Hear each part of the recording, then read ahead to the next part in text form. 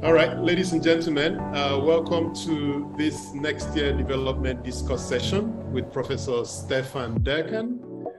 Next year is a multi-competency public policy advisory firm. We're excited to have Professor Derkan with us to discuss or to help us understand why Nigeria has failed to develop at pace and how we can get Nigeria's elites to gamble on development. Over the next 2 hours or thereabout, we'll have Professor Derkan present some opening remarks for about 15 to 20 minutes. Then I'll invite Dr. Sam Amadi, and I'll introduce him appropriately at the time. And we'll have a moderate conversation. Following that moderate conversation, we'll open it up for audition. For the audience, if you can please type your question in section and we'll put. And without further ado, I'm a British economist and professor of economic policy at the Blavatnik School of Government and the Department of Economics at the University of Oxford. He's also the director of the Center for the Study of African Economies. From 2011 to 2017, he was the chief economist at the UK Department for International Development. Before that, he was professor of development economics at Oxford and lead academic for the Ethiopian Country Program at the International Growth Center, a research center in the UK. And between 2000 and 2002, he was program officer at the World Institute of Development Economics, United Nations University, where he led their research program on insurance against poverty. Before that, he had done some more scholarly work. And he's the author of the book that we're discussing today, Gambling on Development, Why Some Countries Win and Others Lose. And without further ado, I'd like to invite Professor Derkan to give his opening remarks. Well, thank you very much. Look, I wrote this book probably with two hats. I've worked as an academic for 30 years, largely studying Africa. But also probably in like 15, 20 years, also doing studies in Asia. And, moving from Africa to Asia, you start seeing change. And it puzzled me, why some countries making progress or not, also academically. But then I worked in the policy space. I worked as chief economist of DFID, the UK's International Development Agency. I also worked as a development advisor to successive foreign secretaries. This was after the abolition of DFID into the foreign ministry in the UK. I worked in the policy thing. I mean, for my sins, I have to admit, given that she's just resigned, I did advise Liz Truss, and I can understand why she couldn't bottle it. She's just resigned in the UK. So, It's very hard to be an advisor on development if people don't take advice. But I learned a lot in these last 10 years working in the UK government. And it puzzles me. You have on the one hand all the academic things that as an academic you do, as an economist do, and you have a good sense of, what needs to happen and what ought to happen and what are the kind of things. And then you look around the world and you actually say, well, progress is very heterogeneous. There's very different progress. Mm-hmm. And so the minimal amount of thing that I want to start with as a stylized fact, this is a world where there's been a lot of progress in the poorest countries in recent times. The last 2-3 decades, there's been dramatic progress, for example, in extreme poverty in the world, from about 2 billion in the way the World Bank doing it as good as it can, and I would defend it the way they try to do it, around 1990, about 2 billion people. Now we brought it back to about maybe 650 million people. So that's a reduction by 2/3. Now, most of that reduction happened, of course, in Asia. You've got China going from 800 million extreme poor in 1990 to probably less than 50 million today. You have Indonesia making lots of progress. You're even in India after 2000 making a lot of progress. Actually, in Africa, the picture is a bit different. In aggregate, especially sub-Saharan Africa, we are actually at slightly larger numbers now than we were in 1990. Doesn't mean as a share of the population. Of course, population has increased. The share of the population in extreme poverty has probably gone down, but the number of extreme poor people is probably now somewhere around 500, 550 million people in Africa, in sub-Saharan Africa. Now, but it goes further.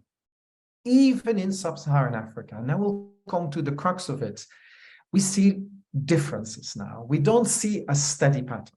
So you actually now get, yes, slight increases in total numbers of extreme poor. We actually predict, most people that look at these forecasts, they look by 2030, 90% of the extreme poor lives in sub-Saharan Africa. But it hides the fact that there's a couple of countries, such as Ghana or Ethiopia, have halved their number of extreme poor since 1990. And then there are countries that have doubled it. And which one is on top of that league table? Nigeria. Nigeria Sadly. is actually the place where we now get, as at an event in Lagos, in fact, Chief Obasanjo was actually calling it the Nigerianization of poverty. And in fact, all predictions would suggest that by 2030, Nigeria will be the country in the world with the largest number of extreme poor people, overtaking India with a population that is 5 times as big of the population of Nigeria. But the number of extreme poor people will predominantly live, first of all, in Nigeria, then in the DRC, Democratic Republic of Congo, then Madagascar, and then places like Malawi and so on. So you get differentiation also in Africa. Now, that makes it really interesting and maybe less depressing in some sense, in that actually progress even in Africa has been happening. Now, the question is a little bit, why is it that some countries have been making this progress and other countries haven't? And I think that's in the book what I'm trying to, in first instance, look at. Now, there's a lot of people have written about this, endless books about it. But if you look at it, economists like to say, it's about what needs to be done and what has been done and what hasn't been done. And then you look at it and some people would say, well, it's all about the institutions. It's about structures. It's about history. It's about colonialism. Now, that doesn't help us to explain the difference, say, between Nigeria and Ghana or Ethiopia. Yeah, okay, not colonized, but you also get East African countries that are doing much better than they used to be relative to, say, other places. Actually, the institutional explanations, a bit like the why nations fail type of thing from those who followed that literature, Acemoglu and Robinson, is a tricky one because, yes, of course, institutions and history matter, and institutions are indeed shaped through history. But actually, countries with somewhat similar histories, like Indonesia, with a terrible colonial time, with natural resources, with all kinds of stuff, seems to have progressed, where a place like Nigeria didn't. So there's differences even for similar institutional histories. So where does it come down to? Well, it's maybe an old-fashioned thing to say, well, countries seem to have different actions after behaviors of the leadership. It's about policies. Now, say, okay, fine. Now, what's then quite interesting as well is that unlike maybe 20 years ago, where everybody said, look, and economists often behave a bit like that, or there is an exact set of policies that you need to do. When you start looking at successful countries in the last few decades, then you see very diverse sets of policies. In China, very much state-led development. But Bangladesh is actually quite a success story, definitely halving extreme poverty, lots of good progress in indicators in development, but it definitely hasn't done it with state-led development. In fact, the state is pretty weak, and progress has to be made by actually, relatively speaking, quite liberal economy, definitely in terms of the way the macroeconomy was managed. And on top of that, social sectors was often largely delivered by NGOs and totally different. It was definitely not state-led development. So if you then go into Africa as well, Ethiopia did it very differently from Ghana, although both have made substantial progress in the last 2-3 decades. Ghana definitely with much more liberal type of economy, a state that is not really taking the lead, while in Ethiopia, they tried an experiment with state-led development, and quite successfully with high growth rates. So they did different things. The way they did it is different. In fact, if you look at the literature, if you look at countries, what have they done to be successful? It's actually a bit of a broader set of things than actually often people have suggested. It's not narrowly Washington consensus. It's actually a bit more pragmatic, a broader set that's possible. Now, don't make any mistake. It's not anything goes, economics still matters, economics constrains what you can do, you know, as indeed the former Prime Minister now in the UK, Liz Truss, has discovered. You know, you can't just do anything. You have to actually still within things, because markets will respond, the economy will respond in a particular way. In fact, what Liz Truss has done a very good favor to my cause, which is saying probably a good idea to have a good central bank, because they have to be there to clean up the mess. And if the central bank can't be independent enough, that's why we have the IMF. And in fact, of all these successful countries, they occasionally ended up using the IMF once in a while to clean up the mess if somehow the politics couldn't deliver the progress and keep on doing it. Indonesia, Bangladesh used, and Ghana as well, used the IMF very effectively. When the politics can't do it anymore, then they actually come and help to do exactly the role what an independent central bank should do, but then it becomes the IMF doing it. You can blame them for everything, but they actually do it. But anyway, it's a broad set of things. So where does it leave us? You have to ask yourself, not so much, oh, it's all history and institutions. No, I don't quite think so. It matters, and it constrains, again, history constrains, but it comes down to what the actors on the ground, those with power and influence, do at a particular moment in time. And that comes to the core of my analysis, that's saying, you know, success and failure is determined by those with power and influence, and I call these the elites, not just the finance minister or the central bank governor or the president or the prime minister, but actually the elites, those people with power and influence, those in the business community, those in government, those in the military often, those maybe even in civil society, public intellectuals, journalists that tell the stories, and so on. Now, you could have all kinds of societal deals amongst the elite, what I call an elite bargain.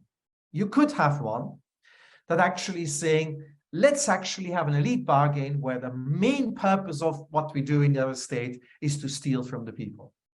This is probably what Mobutu Sese Seko did in the DRC, in Zaire, as it was called then.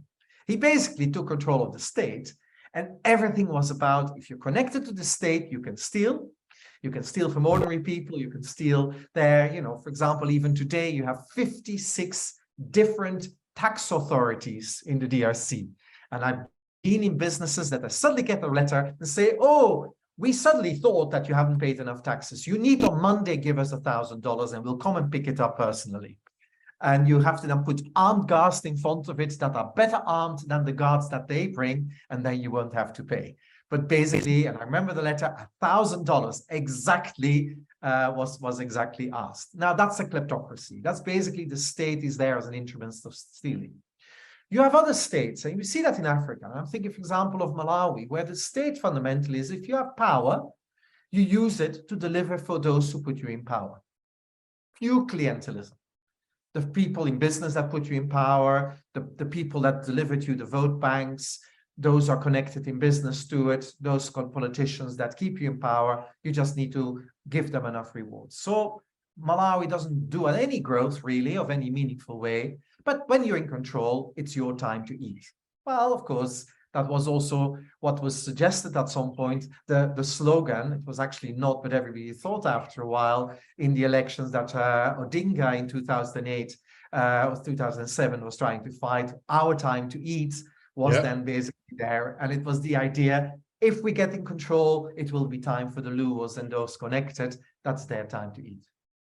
So basically, you could have lots of elite bargains. So how do you get growth and development? Now, what the countries that have been successful have in common is that one way or another, they have an elite bargain where fundamentally those with power say, well, let's actually try to grow the economy. And let's actually do this. The minimal amount, you need to do that. And then, of course, things can still go wrong. So it has to be more than words. They have to make sure they somehow within the elite have a credible politics that people buy in and then don't simply go any moment in time for instability. And have to think of Pakistan, for example, where if you're not in control, you do everything you can to actually undermine anyone in power ever. So there's no credible politics around peace and stability. You have to also understand what your state can do. If your state has been built up purely to reward your friends with jobs, as Bangladesh had done after independence in 71, as many African countries have done after independence, and if you keep on doing that whenever you have power to reward your friends, you don't quite have a state in any way comparable with, for example, what I remember the Ethiopian state was like, was actually pretty meritocratic. Or indeed what China is, 2000 years of centralized state with meritocratic state exams to get in, very tough things that you get to get a job in the state. And then you have to have actually had 2000 years of centralized taxation and deliver it. So if you get a Malawian state, or indeed a Kenyan state or a Ghanaian state, you better don't use the state to deliver development, because that's not the way. You have to look for another model. And so finally, you have to have a way of correcting your errors. You can't do it all on ideology. You can't simply believe we're going to be self-sufficient in everything. We don't need trade. We're just going to do it, and then we'll build it up. And you need some form of learning, but that's a form of accountability. Either like in the Chinese model, where you can really discipline your civil servants if they don't deliver growth, or your party officials, or you have to maybe do it Ghanaian style. You have a political deal where if you're kicked out of power in the elections, you are kicked out in power in the elections, and you just have to wait until it's your turn again. And so you have, since the mid-1990s, a political elite that more or less buys into it. They go to the High Court for a few minutes, or maybe for a month, and then they give up, and that's it. Or indeed, as we had the transition of power in Kenya, now we're getting it. So that's what success is like. So where do we get in Nigeria? Well, I'm afraid we have not an elite bargain around growth and development. And I want to just make that clear and put my neck out, is basically the elite bargain in Nigeria is not built around trying to grow the economy, try to develop. Similarly, and getting the features there, let me explain in a moment the elite bargain. But even if you had it, this is not the way the state was built up. No, I've met, and there's actually some really able civil servants, but the underlying structures at the moment is not that it could lead development in a big way. You know, that's not, the structures are so undermined at the various levels as well. And of course, getting the accountability within that system, learning and correcting, you can't do it. If you choose ideology, as maybe the current president over the last 8 years has done, and it's all about ideas and language, but not ever checking, does anything ever work in what we try to do, then you're not going to get there. You need some accountability. You need a central bank that functions. I'm afraid you don't have a central bank that functions. You know, there is just no credible way of doing it. Because what is the underlying elite bargain? Well, to put it bluntly, you have the impression, you know, and I had very good relations often with Abba Kyari, you know, he's not with us anymore, but, you know, he embodied a particular elite bargain. And it felt to me that they were spending probably 10 minutes a day trying to run the country, and the rest of their time trying to deliver for those people who actually put them in power. Because what is the elite bargain in Nigeria? In an extremely simple way, if you basically only sell to the world crude oil, well, that's basically the entire growth engine. Your economy is fundamentally selling crude oil to the world and then recycling that internally and in non-tradables, endless non-tradable stuff, and that's being done. So that's the economy, you know, and basically even the financial sector would be starved of resources if there was no crude oil sold to the world. You know, it's that resource that gets recycled as well in the economy. Yes, they do a bit more dynamic, but not too much, I would say. But what is the underlying elite bargain there is, you know, yeah, you have actually, unfortunately, probably not that much oil. And in fact, you have every day, it seems less, but that's another story. But you don't have that much oil. And you know, in a good year, this is not the current diversions and so on, but in a good year, you may have about $500 per capita in the country. $500 per capita. That's not really to build wealth on. At best, you know, that's very little. Of course, that's if you were to divide it amongst the whole population. But if you were to divide it amongst 100,000 people rather than 200 million people, they each have $1 million per capita per year. Actually, I think that's fundamentally, on average, the elite bargain of Nigeria. 100,000 people make a really good living. Okay, not everybody gets $1 million. Some get 50,000 and some get $1 billion. But that's basically then the inequality within it of how much they get. But that's basically what the game in town is. And everything is around moving that money around and capturing a bit more and less, a pure zero-sum game in the economy. And of course, you know, a total underperformance. How can we change this? Well, we need somehow to move to an elite bargain in Nigeria that fundamentally wants growth.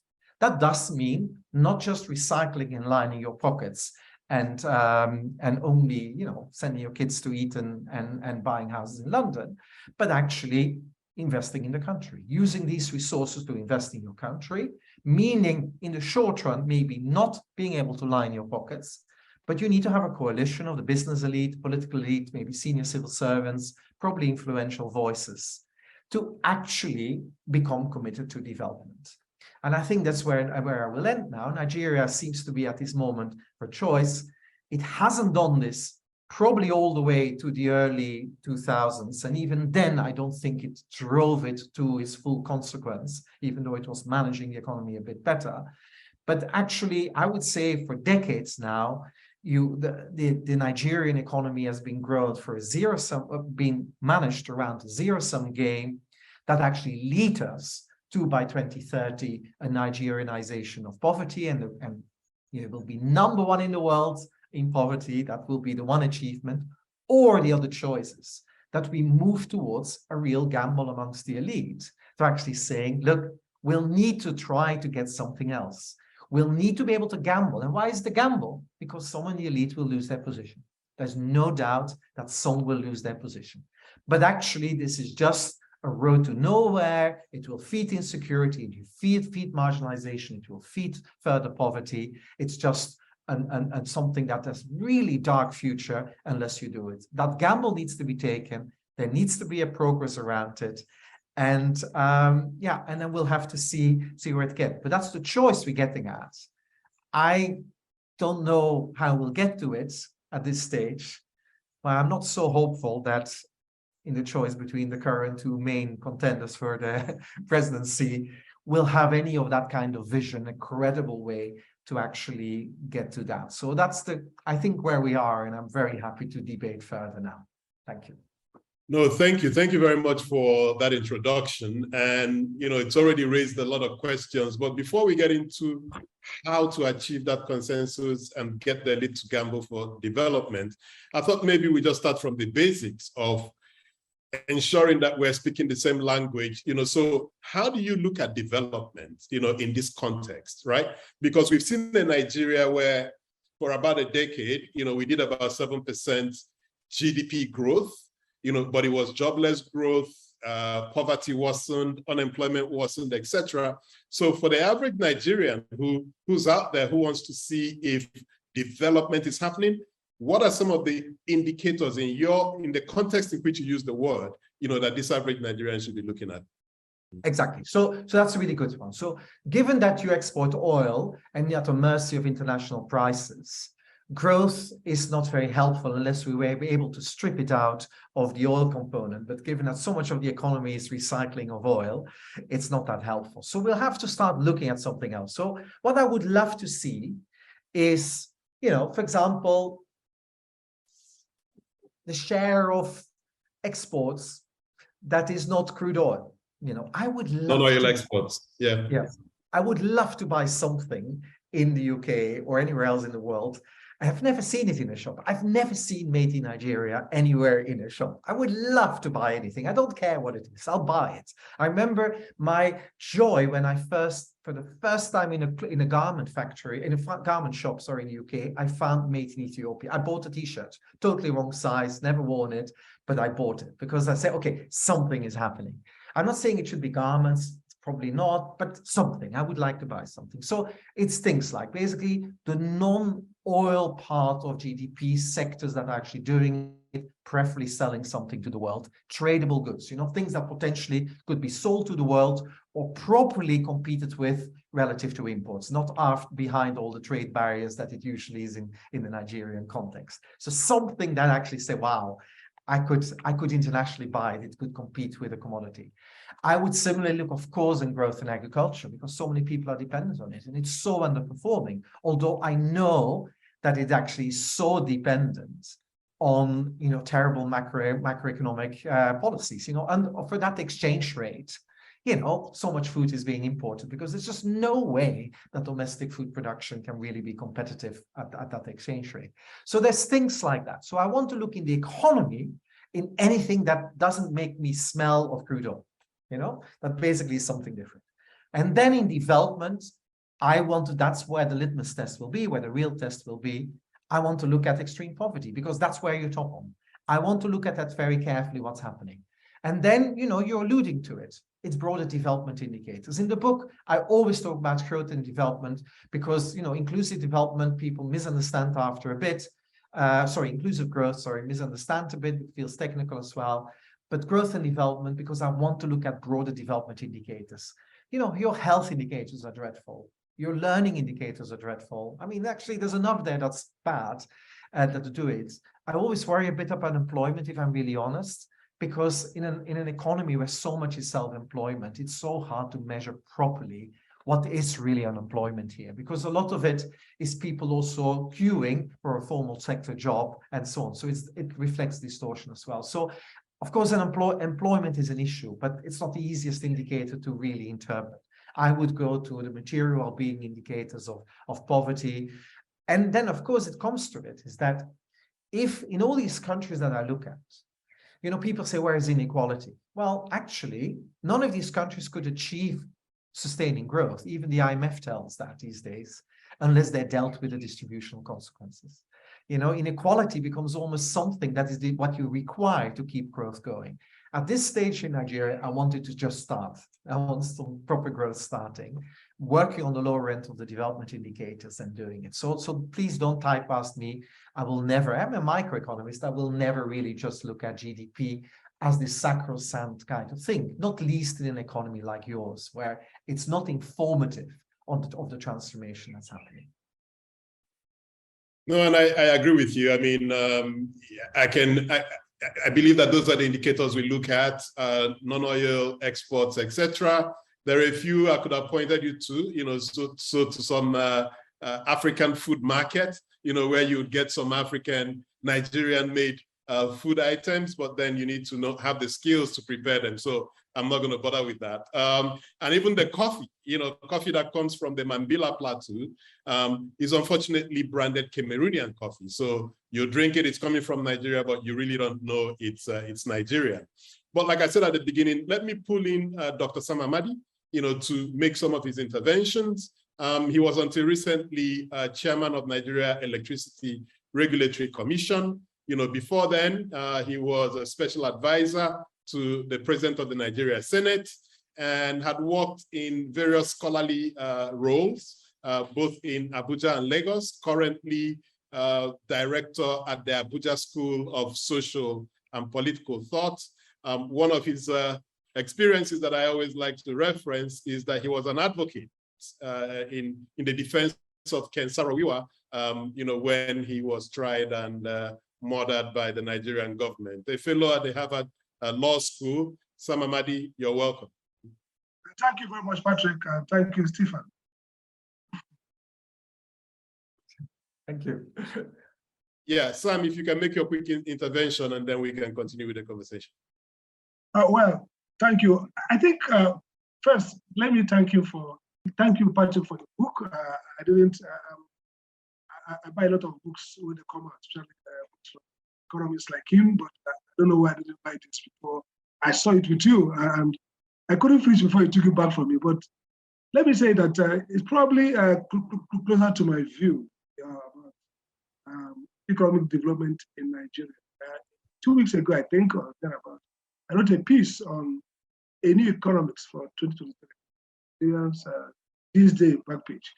And the point I was trying to make is looking at the manifesto of economic plan of the leading candidates, they seem to all talk about private sector of the economy and all that, and are presuming that everything is okay with what I call social order. And that's the idea that maybe the first thing to fix or to think about is the way the country or the state power, state relationship between state and citizens is defined, which then maybe stipulates and determine some of the policies, whether the specific policies. And so I see his book, this book, as really doing the job for me at two levels. One, the big debates, whether you look at English, like I said, you look at Asemogo, you look at the argument around institutions, or geography, or export orientation, market economy. I think he brings them all together in the sense of his development bargain. And this is the way I look at it. It answers, to an extent, the question of the most structuralist and the dependence theories around whether our problem relates to the historical aspect of our being embedded unequally in the global market economy. And then he answers the question of the neoliberals who probably looking at the policies we select in terms of whether they're market friendly, whether they are reasonable macroeconomic policy.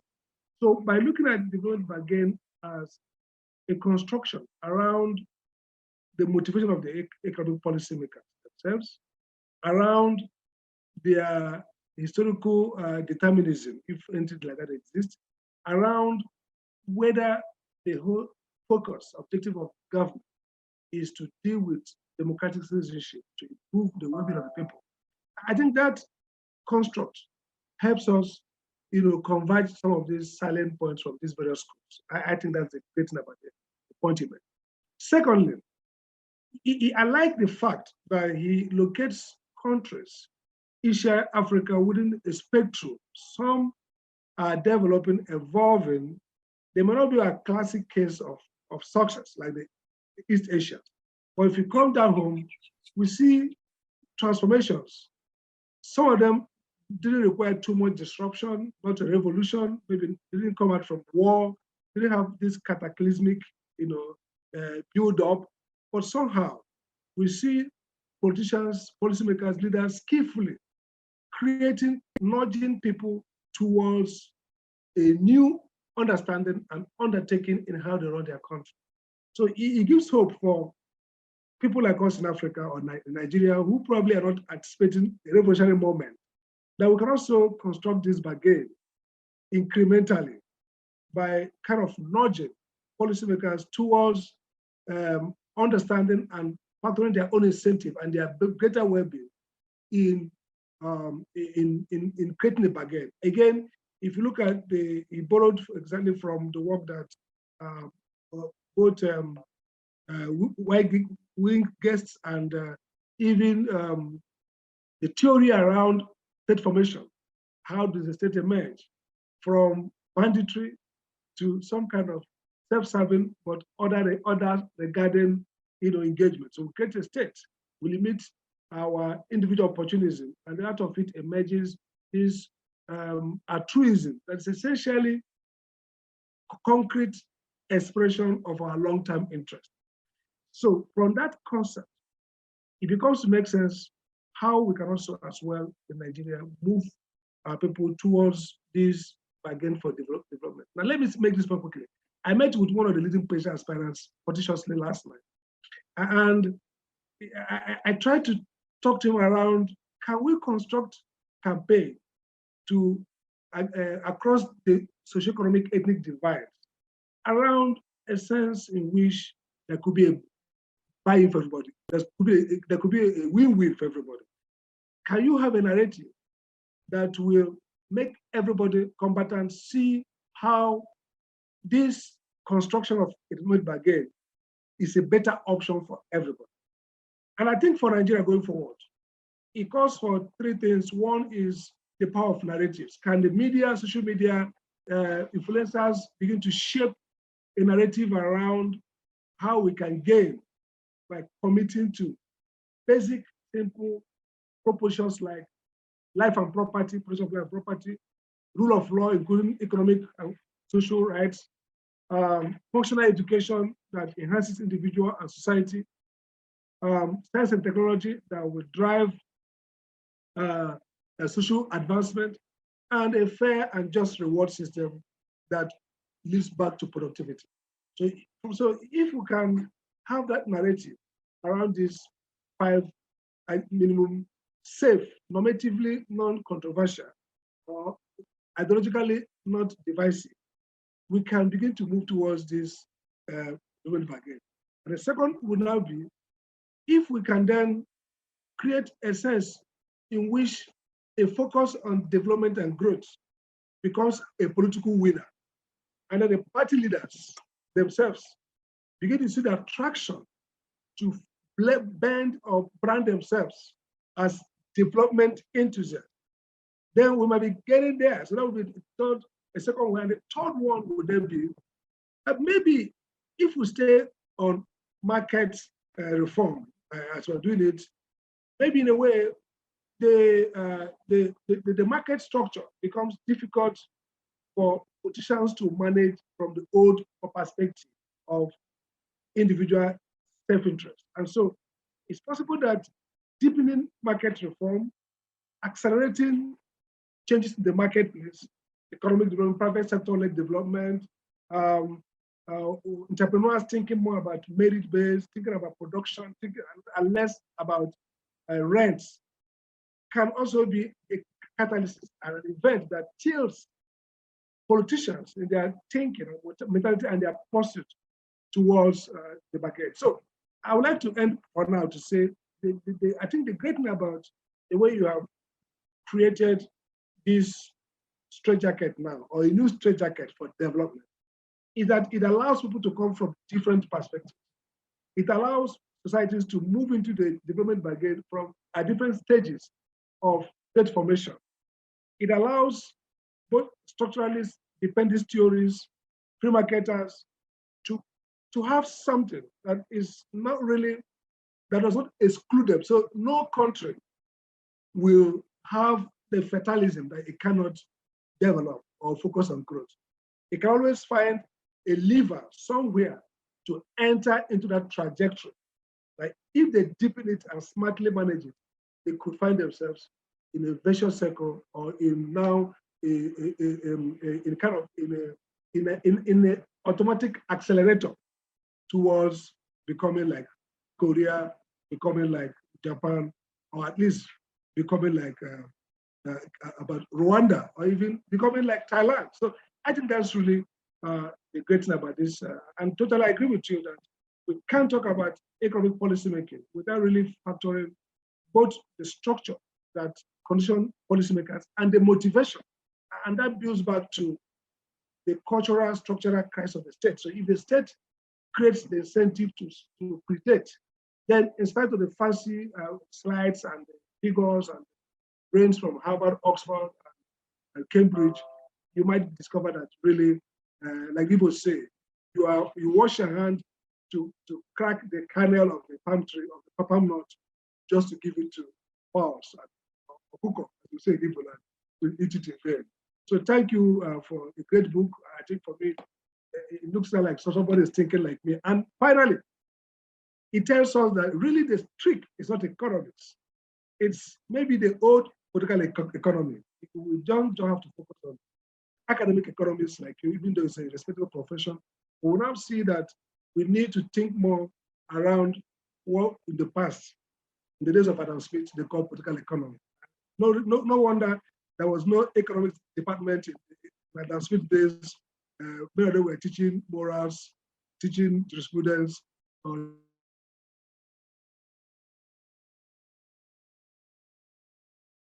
I think we may have lost Sam, but he was coming to the end of his intervention. So let me thank him for that. And I think it's a good segue. Thank you, Sam. And I'll invite Stefan to maybe make one or two comments or respond to what he heard from Sam. But it's interesting that he mentioned he was with one of the presidential candidates last night and trying to see if we can build a different narrative that cuts across different socioeconomic strata. And that leads to my question, which is, Nigeria has an elite consensus. It's just that that consensus is to take care of the elites, right? And since we know that rams do not vote for Salah, neither do turkeys vote for Thanksgiving, what are those conditions that will get the elites to change the status quo beyond Sam going to preach to a candidate who's just one of the many veto players in the game? So what are some of the things that got a Deng Xiaoping or a Boris Yeltsin to move towards openness as a route to development, when they could have held on to what always worked for them? And do we see some of those conditions beginning to emerge in Nigeria that proves to us that we can get the elites to gamble on development? Stephan. You're muted, you're muted. Should be okay now. Apologies. Yes. No, thank you, Sam, for these very insightful comments. And I really liked them. There were some, yes. And I think your steps towards translating these in terms of, how do you talk to a politician around it? I very much appreciate. And I will come back to that in a moment. Let me pick up, Patrick, your point here on, when do elites choose? Now, it's a very striking thing. So if you mentioned China, Deng Xiaoping, we forget somehow that China was imploding in the 1970s. The Cultural Revolution had totally destabilized the underlying institutional structures. And Mao's death, of course, followed by the Gang of Four, trying to get ideology in the Cultural Revolution reinvigorated and totally getting ideology as the base of all economic policy. So, this was a party that was risking to lose power. So that's a helpful idea. They acted partly because they were losing legitimacy to the population, and in that process, they would lose power. I remember, I'm old enough to remember people talking about the demise of China potentially in that period. So you do get somehow Deng Xiaoping coming into it and saying, well, we'll need to do it differently here, pragmatically. It doesn't matter whether the cat is white or black as long as it catches mice, kind of economic policies. Pragmatically, I need to do something else. Ideology is out, pragmatism rules. Now, that's an enormous step for that political elite at the time. And he clearly needed to build a coalition. I'm not saying he was the only one. Several people needed to somehow capture the party and convince the elite, which is not a small thing. The party works more or less as a democracy then, as it is to some extent now. So it means a small percentage of the population can actually vote, but you need to convince quite a lot of people that you actually need that kind of thing. So that's a helpful thing. So they chose because they needed legitimacy. I'm simply, and I don't mean this disrespectfully, if I look at, say, Paul Kagame or Meles Zenawi in Rwanda or in Ethiopia, they needed also to look for legitimacy. They couldn't get it from the way they got to power. They couldn't get it, as we had it, of course, important narratives being built in Rwanda around ethnicity and not. But, they still represented a very small group of people that came to power. So they needed to have broadened the legitimacy, and economics is then, or development is then a good thing. Meles Zenawi definitely needed legitimacy after having lost the election in 2005 and the whole instability that followed. That's actually a choice. I can't get it politically, the bargain together. I'll need to do it developmentally and economically. That was very much, getting the legitimacy of their position in the state as well. So you get it there. I think Ghana is interesting because there was actually more. We needed to somehow do politics differently because before Jerry Rawlings, politics basically didn't get us anywhere the way we were doing the state and the whole thing. Jerry Rawlings came to power, but the political elite, of course, didn't want military dictatorship forever. They needed to buy into a constitution that kind of was restrictive, but worked for Ghana, which is basically meaning you have to have multi-regional, multi-ethnic parties. And that's not quite the way politics was done before. So actually, but the political elite seems to have bought into it. So it's somehow there, it's a recognition we can't keep on going. It's not quite, we can't keep on doing it in the old ways. We need to buy into this restricted set of things. What I'm trying to suggest, in each place it is slightly differently, but it is a moment of crisis or a recognition that it can't continue as it is. In Indonesia, it was very much a combination of all these things. We have no legitimacy, we're coming out of conflict. In Bangladesh, it was, we screwed up independence the first 10 years. We can't keep on doing it like this, 1971 till the early 80s. In various ways. Come to Nigeria, crisis is actually a good moment to do this. I'm actually talking to you from Mauritius, tiny place, maybe irrelevant, but it's really interesting that everybody who was writing about about Mauritius in that period, in the early period before and after independence, was saying nothing would come to it. Nobel Prize winner James Mead wrote that there was nothing going to ever happen in Mauritius. This was structurally, the colonialism was awful, the structure of the economy, the multi-ethnicity, the structure of the economy because of sugar, nothing will ever happen to it. They actually hit a massive crisis early on after independence, after 68, 1970s. By 1979, the second oil crisis, there were nothing there. They actually themselves decided to reform. They got an elite consensus between the old elites and those who were actually delivering the votes, the Indian community, and then the old French colonial structures. They did structural adjustment early on, 1983, 84, it was over. 1987, they were growing 11% per year. And they haven't looked back. They have transformed this economy, now a high income economy, from a lower middle income, very poor lower middle income status. This is choices you make. And that comes back to the agency. But it gets pushed from really bad moments, I think, where you actually start reflecting, we can't do it. I think Nigeria is hitting that moment. You know, it's not delivered. It's concerned about security. It's concerned about its youth. I was in a close meeting with some very senior people. Let me not classify where they were from, but they were very senior people in Abuja. And when one of the people said, the only way I see us ever changing is through a revolution. You know, there is an alternative to revolution in Nigeria. I think that is elite consensus that actually you're going to do it differently. So let me then, that's the thing, let me quickly pick up on Sam's points, and 2 points that I really liked, because I recognize them what other countries did. And the first one is to actually finding a way to turning into outcome-based politics as a winning strategy. Okay, now that is partly driven by an elite consensus. You need your journalists on site, you need your people that are monitoring, your civil society that monitors it. I actually would say this is what happened in Ghana, is that since the 1990s, more and more, and we have political science evidence on it, that more and more MPs are elected or not elected, dependent on whether they delivered for their constituency. There's a way to interpreting what's been happening in Kenya.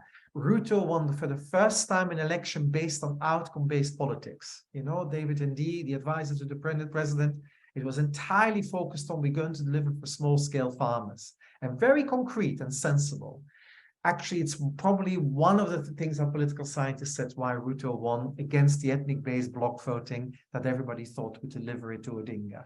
So that actually you need to do it, but you need civil society and your journalists and your narrative builders to work on that. And that comes back to this other point that I want to pick up from Sam. Absolutely right.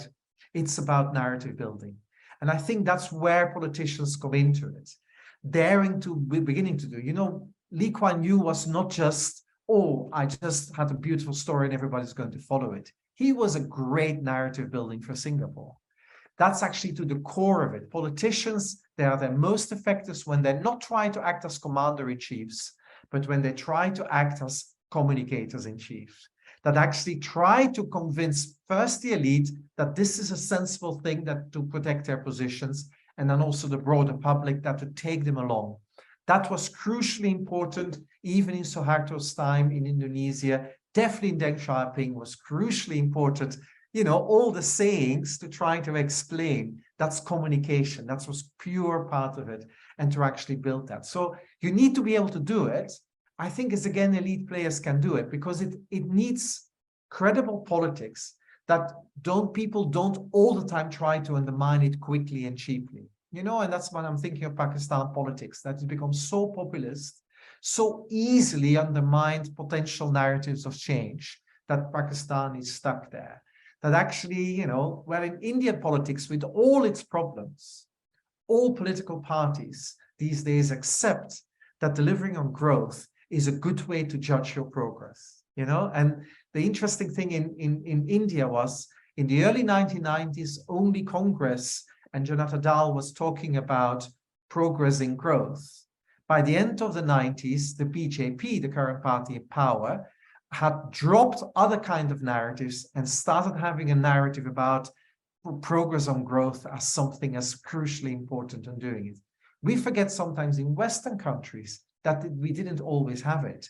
Probably in the 1930s in the US with the New Deal, probably after the First World War and after the Second World War in most Western countries, delivering for people growth and development, that's only when it came. It's very recent. I think Nigeria needs to get that and find the language around it, but in an honest way and in a kind of willingness to be held to account sort of way around this. I think that's, but I appreciate Sam's comments there. Thank you, Stefan. So here's what I struggled a lot with, as I read the book. I understand the idea of a conflict situation or a crisis, triggering this, need for the elite to either gamble on development, to return onto power, or etc. We saw that in China and some of the other countries, mentioned in the book. And I wonder if there are any other circumstances that could push the elite to gamble on development. Given that if you take Nigeria, for instance, we've been teetering on the edge. I think it's, we've been dancing on the brink for a bit. Even as the situation is today, where we've got a government that's leaving office and has not delivered as much, we still do not find that the elites are threatened in any way that they're going to lose their powers, because we don't have parties that are built on ideology. We've just got one party, one political party, and it's the elite party of Nigeria. And they can move between different vehicles, but it's the same party, right?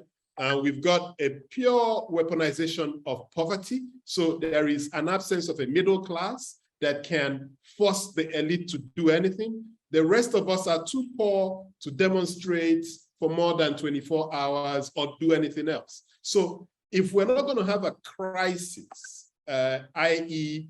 a war, etc., what else could incentivize these elites to move in that direction? I understand the idea of preaching to them, talking to them, but I don't expect that it's going to happen. So what else have you seen in your work in some other countries that got the elite to move in a particular direction? So the way I look at it, and that's a little bit conceptually, is like, this is about, behaviors in the elite are such because they expect everybody else to behave in a particular way. Okay, so why does it feel so stuck? Because what's the incentive of a senior civil servant to act differently? We only get sacked if they start speaking out against their minister. What's the incentive of a business person to to repeat, like a banker, to repeat what I say, that I think the governor of the central bank has screwed up the economy? If they say it, they will be punished, they will be finding way to making it very difficult for that bank. You do know that somehow, if I only act, I can't really do it. So, but I do think it's situations like that were present in other contexts as well. Okay, so it is a bit of that kind of element of, when I look at it, I'm surprised how many countries have moved towards it. Some did it out of crisis. Some didn't do it purely out of a crisis, but actually some kind of enlightened self-interest. And I think that enlightened self-interest, the cake can actually grow. It doesn't have to be a zero-sum game. We can actually all be a bit better off. I would say, for example, seem to have led in the 1990s to actually something that wasn't continued, but in Uganda, to actually quite a lot of change quite quickly, where actually suddenly you've got an economy to grow and actually got quite a lot of alignment. So I think it can happen. Why I'm being unhelpful to you is that I don't have the clear predictor, nor the kind of belief that it's the revolutionary thing, the kind of massive crisis that I want to recommend. I'm cautious about these massive crises, and I can only talk to the elite and say, look, you better have your own agency there, in the sense you need to act, you need to have your act and behavior, and you need to keep on to actually saying, look, I'm going to try to act something differently. Because Why Nations Fail came out around the Arab Spring. And the authors went around the Middle East saying, this is your moment, this is all going to be all for the better. We know when it is in these extreme things, it can go all kinds of ways. So I'm with Sam that I actually try to suggest it can be gradual. You can get, for example, a central bank to get run better. You can get a Ministry of Finance to become prudent. You can actually get an accountability part. For example, you can get certain bits of procurement. There is actually hope that the National Petroleum Corporation one day will be run sanely and sensibly, that actually can be possible. We see that in other countries, that bits and pieces can be taken control of by actually, you know, bits of pressure, an elite alignment around, look, we can't do that extreme form anymore because everybody loses. You know, you can do that. But can I tell you how exactly Nigeria? No, you're a complicated place. You know, you are, you know, this may be a reason why you come very late in that kind of chain of countries where they get together.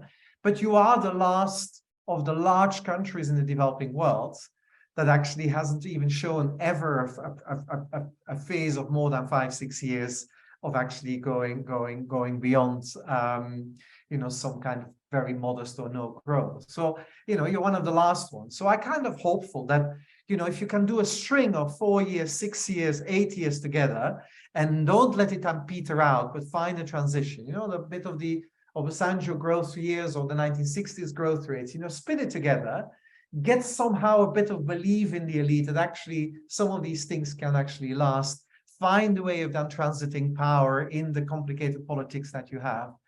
I would actually say yes. So bits at a time, you know, don't expect a Kagame style. You know, that's not your political system. Your political system couldn't survive a Kagame style. You know, Rwanda is a tiny place, okay?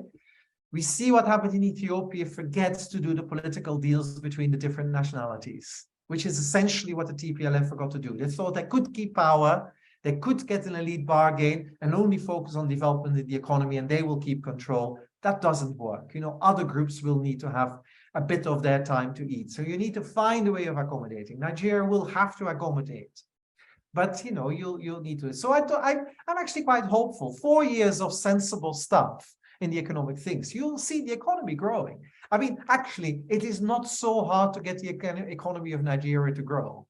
Actually, I don't think so. You know, just some basic sensible stuff, more than 10 minutes a day focusing on the economy by the leadership would probably get you there. You know, a day a week, 2 days a week focusing on it will make a lot of progress. And not all the time having to do your backroom deals and keeping your whole thing being done. So I'm optimistic. But can I tell you exactly, you know, the 3 steps that you will do? Well, you know, there's about 10 places where it may happen.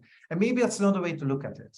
There's probably 10 bits that you could probably identify. We probably agree quickly the central bank is one, the Ministry of Finance would be another one, probably National Petroleum Corporation. There's probably a few other places that you say, actually, if we can get things a bit stable there, we can actually start building something. All 10 may not happen. 3, 4, 5 of them, if they begin to happen, we'll actually see change, and we'll actually see the beginning of an unraveling, because we'll get actually newer groups to emerge with some growth, with some progress, and more elite interest to actually have more of that same, and to actually see the growth happening. So I have by the way, I have a lot of trust in the business community in that sense, is that they are a little bit, you know, one of our events, someone spoke up and said, we're suffering from Stockholm syndrome. We've been kept hostage by this political class, and we totally understand now the whole thing. We don't realize that we actually kept hostage. We need to break out, you know, we have to leave the hostage situation and actually walk away and actually start doing something else. And actually, fundamentally, maybe things will begin to change. Thank you, thank you. And I want to bring Sam, you know, back in. Sam and I had this interesting development discourse similar to this chat at the heart of the COVID pandemic, and it was centered around incoherence. And I know he's been working on this incoherence theory for a while. So I'd invite Sam to speak about it and how it relates to achieving consensus, elite consensus around development. Because if the substructure is completely incoherent, then building on top of it may not lead to the result we're looking for. So Sam, if you could speak a little bit to that. Okay, thank you once again. And I think my idea of incoherence is that, look, if you look at the Nigerian Constitution, we struggle, there's a debate around structuring. The Constitution is not just a legal instrument. It is also like a company. It's also a mission statement. It's also a lead strategy document. So it's also a narrative about the people, what they see themselves doing together as a people. So the US Commission says, we the people of the US, this is our sense of identity, also our sense of mission, and how we want to organize ourselves. So in a sense, it constructs a bargain, a compact between the people. Yes, some people argue blacks were not there, property to white men did all this draft, but essentially, when they sell this document through narrative, it becomes the American dream. And so, question unconsciously, we sign up to it. We, those who became immigrants later day America, sign up to it. Now, if its legitimacy is weakened, then it becomes, we start pointing at incoherence. Okay, well, fine, you can't talk about all of us being equal citizens when X, Y, Z. So if that incoherence, if that contradiction becomes big, it defeats the power or the efficacy of the constitutional document to be a strategic document, a visionary document, a document that mobilizes people and in a coherent, consistent manner. So the Nigerian Constitution is incoherent because if you look at it carefully, you wonder, are we trying to create an egalitarian democratic state? Are we trying to create an autocratic feudal state? So that's, for me, is a basic matter of incoherence. It can lead to constitutional legal problems in terms of implementation, but it first leads to a conceptual crisis of what are we and what are we trying to become. Now, if you go back to development bargain, at a point, Stephen talked about informal and formal and informal. So there are norms, there are procedures, behaviors, social compacts that leaders generate and also follow in their leadership. And the people see, for example, in Nigeria today, the public service is seen as a place for gaming. So you get there, you appoint your own people. If you are made a DG, there's an assumption, a tacit compact, that you're going to staff that place with people for your own place. If you fail to do so, they'll take you on and say, well, when you were chairman of NERC, like own case, how many of people in our village they put in there? Now, nobody looks at the role of that as a regulator. What it's supposed to be, you are supposed to set rules to govern market participants. They see it as, this is our own, but people say, I was sent there to represent my community.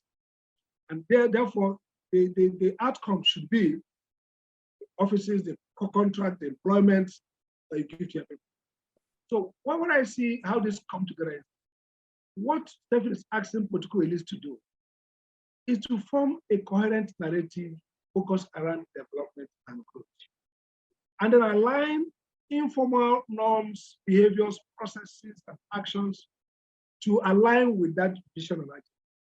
Right? If you do that, you are crafting a coherent narrative about who we are, about what we do. And that narrative is reinforced by everyday performance of people in authority, both in formal role and informal. Things like whether you have 20 police officers following you, whether you're going to have motorcades of, let's say, 100 cars or 10 cars, or whether you just carry a jacket and carry a bag and jump into your car and drive to a meeting, all those things now reinforces that narrative, that coherence. So I think that this book further underlies the notion of incoherence, but approaches it from the perspective of a democratic agenda, a development agenda, in terms of basic things that state now focuses, allocates resources towards. But my own narrative of incoherence situated more within the of concept of ideation. Who are we? What's this citizenship? What's Nigeria all about? Who's a Nigerian citizen? And that citizenship fits into who votes, how we vote, how we allocate resources, and how we manage the resources and the functions of government. And what is common to both of them is coherence and consistency, that leaders are actually driving towards an agenda. And that's one overarching strategic notion or notions that define how we use resources, that define the policies we make, whether with taxation, whether with managing inflation, whether macroeconomic policy, and so on and so forth. So I think that which I borrow his idea about the government bargain to illustrate and to concretize this idea of coherence, that leaders are building, have a coherent project. You're not saying we want to create a modern economy. At the same time, everything you do is neo-feudal, prerogative, builds up back to a sense of an entitlement that's not based on production, not based on work, and not based on nurturing the common good through prosperity and through inclusion, social justice. So I think I see a nexus of the two concepts. And I think that excellent. Thank you, Sam. And I'll come to Stefan in a minute. But just to remind our audience, if you've got any question, please raise up your hand or type it in the chat room, and we'll elevate you to ask your question. But Stefan, how do you respond to Sam's comments on incoherence? And is there a fundamental need? So if you look at the Nigerian constitution, it seems to be incoherent. Must we change the constitution before we can achieve consensus? Or can this be done even in a system that seems to be fractured? How does this work within a complex, multi-ethnic, multi-faith, society where, these issues could make it a bit more complicated and complex than some of these other countries, both in Africa and elsewhere? Stefan. So I think, if I understood Sam's way of reasoning correctly, and he can correct me if not, but the way I look at it is that when it comes to the actions and behaviors around development and growth, it's first and foremost within the realm of the informal consistency and coherence. Now, there's an advantage to it, because it's not about a legal obligation to do something and so on. It actually is, and it can help to overcome some of these contradictions that we see in so many countries, which is actually that constitutions and law is inconsistent with actions and behavior. And law, and I will not be, but well, I can be criticized on it with lawyers in the room, but I think law is often at its most powerful when it captures the way actions and behaviors are evolving. Okay, so that it actually, the actions and behaviors, or the willingness to act and behave, so it brings then final consistency in the action and coherence in the actions and behaviors. But the coherence has to be there first. The law can't compel. And I think a lot to do with this, with the way the state works in Nigeria, is that basically the law is, in fact, we see that in lots of countries.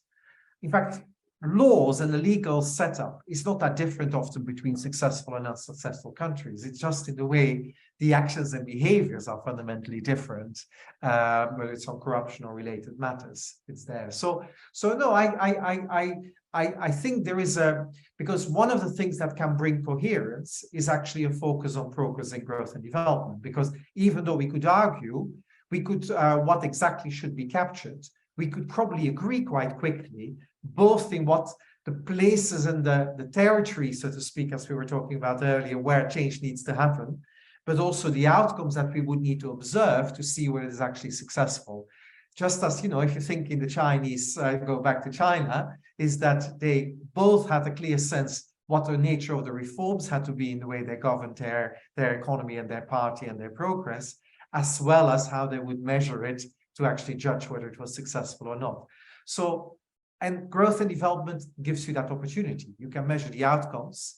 We can also, within our own contextual knowledge, identify quite quickly where some of the places would be where change needs to happen, and where at least the beginning of commitment to change has to be, and then gradually trying to see whether we can't get the norms and behaviors and the rules of the game, say within the National Petroleum Corporation, to begin to actually change, irrespective of the law, but actually getting the actions and behaviors to start changing. So maybe that's not that inconsistent, but I think it's important, because what Sam is referring to as the coherence is what I refer to also in some sense in the book about learning and accountability. You know, you need to have a way of judging, does it all work together? You know, is it actually making the progress we want? It doesn't have to be perfection, but it has to be a willingness to improve. Okay, so another question is democracy a precondition for this elite consensus towards development? Especially if you look at countries like, say, China or even Rwanda or Singapore. And that question gains a bit more relevance in Africa today, given what we've noticed in the last 2 years. In the decade leading up to 2021, average coup attempts in Africa, less than 1. In the last 2 months, we've seen about 6 successful coups, a few more attempts. We thought we were immune to coups, but you know, these guys have held on to power, and the West is not breathing down their necks to relinquish power. So there's a fear of a neighborhood effect, especially as democratically elected governments fail to deliver, you know, the democracy dividend. You know, so a number of scholars and analysts begin to argue that maybe a benevolent dictator, you know, becomes a better approach to these developments that we seek. For the record, I completely disagree, you know, but I wonder what your views are on that, especially as someone who studied this around the world. So there's a couple of things. So first of all, I think given the coups and the military and so on coming in, I think we better remember that in most countries in the world, the military is part of the elite, okay? So the elite bargain doesn't look pretty in many countries, even if it's for development, you know, they want their stake, you know, in India, they still have the nicest pieces of land in the city centers and beautiful services. They matter in Pakistan, they matter in Bangladesh. You know, there is some accommodation because, you know, you give them a certain power, including a monopoly of violence in your country. You can't forget that actually they play a role, so they actually are a powerful position as well. So the fact that they sometimes make noise and think this is our time, because, you know, this is a reflection of both elite bargains that are not particularly stable and at the same time happening. Now, on the more fundamental question, you know, as in most things these days, I'm pretty pragmatic, okay? And I like to look at the evidence. And if I look at the evidence around takeoff and basic progress in economies, and for the moment, let's use it as growth progress, but we can look at other things as well, and although I know the evidence of growth, is that on average, in these periods of takeoff, democracies and autocracies perform very similarly, which could be similarly good or similarly bad. And so the one difference, though, is that the difference between the worst performing democracies and the best performing democracies is not that big. Between the worst performing autocracies and the best performing autocracies, it's really huge. More specifically, some of the best successful stories are what you may well refer to as benevolent dictators. But some of the worst performers are terrible dictators that actually screw up the whole population, the whole country. So the spread is large. Now, you have to tell me, do I want to myself, and I'm probably then share the view of you, in a veil of ignorance, do I want to take that gamble that actually the dictator I'll get is the benevolent one or not, or the terrible one? I don't want to. Then I'd rather have my democracy.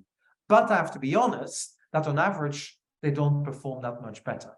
Now, and another answer to that is there are contexts where clearly the autocracies have worked, you know, often where the state was stronger historically as well. There's historical studies even that would say Rwanda is an interesting case because the pre-colonial borders and the current borders are very similar. Ethiopia, similarly, of course, was never colonized beyond 6 years under the Italians. So you get somehow a history of a state that goes longer. China, the long history of the state matters here as well. so that potentially there is a chance that it can work because the state is also stronger. If you have a weak state, an autocracy is unlikely to actually deliver anything, a form of accountability, because you need probably democracy or some similar process to get some external accountability, because otherwise, you know, the state gets captured by your dictators or whoever controls it. And then there is very little checks and balances to get it to function, and not much happens. So democracy in many countries, and it's not surprising that in Ghana, you needed to return to democracy to get the growth going again. You got the stabilization under Rawlings, but you got the growth going again later because you got somehow the stability, it worked for the society and so on. Kenya, you got the growth back probably after 2000 with a better regime. And especially, in fact, in recent times, I'm quite hopeful for Kenya as well, that it actually can do it. So, you know, I'm tempted to say, given the complexity of Nigeria, I don't think you want to wish for your benevolent dictator, because dare I say you've tried it and it didn't quite work on average. You know, you had some terrible examples, you had some decent examples. You know, it doesn't work on average. I don't think you want to wish for it. You better get your democracy to work, because in a very complex situation, you need to find ways of accommodating different interests, and you can't have one group to totally capture all the interests. So you're doing it, yeah. And it will not be easy. It's a complex place. You know, your federal structure is a complex, it gives a complexity. Is it federal enough? Some people would say not. In other places, other people would say it's too much. You know, you'll need to find ways of resolving it. But I think, yeah, you know, democracy, it will be in the context specific, get it to work. By the way, Malawi is a democracy, it doesn't deliver anything. And so, you know, to simply say, oh, that's enough, that's a sufficient condition, no way it is. You know, it's neither a necessary nor sufficient condition. But do I like it? Yes, I do. Excellent. Now, if we know that we're not, if we know that we do not have the middle class, you know, that can put pressure on the need to do what doesn't come natural to them, you know, which is to change the status quo and make a gamble on development. Is it fair to think that we then need maybe external support? Yeah, and by external actors here, I'm looking at international development agencies, governments, etc., providing certain conditionalities upon which governments access capital markets or international aid. And if you do not meet certain benchmarks on development, then you're shut out. I mean, this is almost like building on Dami Samoyo's arguments and so on. What's the real argument against this position? Well, okay, so I think I mean, you know, just leaving it to international capital markets is not going to change the elite. You know, it's the easy thing. And if I put it in a simplistic way, Dambisa's argument, it seems to be simply coming down to it. You know, let's just the markets do it, and we'll deliver it for Africa and so on. You know, it ignores the problem of fundamentally an elite bargain that wants to use these things well or not. Okay, so it's not resolving that. International agencies and so on, I am very reluctant to actually go that route. Okay, so even though I've worked in international aid structures, the international aid structures work best, whether it's the World Bank, the IMF, or others, or the DFID for the world and so on. They work best if you can partner with a government that actually tries to grow and develop the economy. You know, Ghana has successfully used aid, and smartly, Bangladesh as well. And as I said, smartly, occasionally using the IMF when somehow politically it becomes really impossible to deliver within your own political economy. You know, you call in the IMF, you blame them for everything, and actually perfectly good role. And it suits the IMF, it suits the country, it can actually bring that. So it actually, the international structures are designed to work actually with a benevolent government, with a willing government for development. And then I would actually say the international community should go further to give them a bit of room, a bit of space, you know, not too narrowly say, you need to look like Beijing, or you need to look like Washington or like London, otherwise I won't support your economy. Then I think you want to be a bit more willing. And if you look at the success stories, in practice, you know, it proved reasonably possible to do that, although in theory and the noise made was often much less helpful. But what do you do then? You know, can you do it through conditionality? Of course not. If the elite doesn't really want to play the game, it will find a way around it, you know. It's in charge, you know. You can come in, put on the conditions. You know, you look at Pakistan, 23rd IMF program. 22 of them have failed, meaning they have never been fully completed. Some people say, oh, one of them did. Okay, I take it, even if it's 1 out of 22. So now, successful countries, they complete a program and then they move on. You don't have a history there of Bangladesh not doing that. They would do the program and then they complete. In fact, they never make much noise about it. They do it, they complete, they go on. Okay, so that's the way you should look at it. You know, if you then say, you know, and of course the Pakistan one had endless conditionality. And in fact, it's been every time the same conditionality, in fact, 22 times, and it never gets delivered. And so you do still get, you know, a totally closed economy, not really looking openly. It doesn't work. You know, if you don't want it to work, it won't work. So, and then it becomes simply, in fact, it risks actually, even in you know, the smartest countries without a development bargain, with quite a non-developmental bargain, they play it even further. They do just about enough what the IMF wants. That's stabilizing the economy, and then they don't do anything else. That is, let's not name them, although a couple spring to mind. Because that's the smartest one. Because actually, it is in the elite interest, especially if you know, if you have a, you know, once you're settled yourself and you're quite happy with your exchange regime, whether it's flexible or fixed, then you know you call in the IMF. You know exactly what you want. Help me to stabilize within that regime.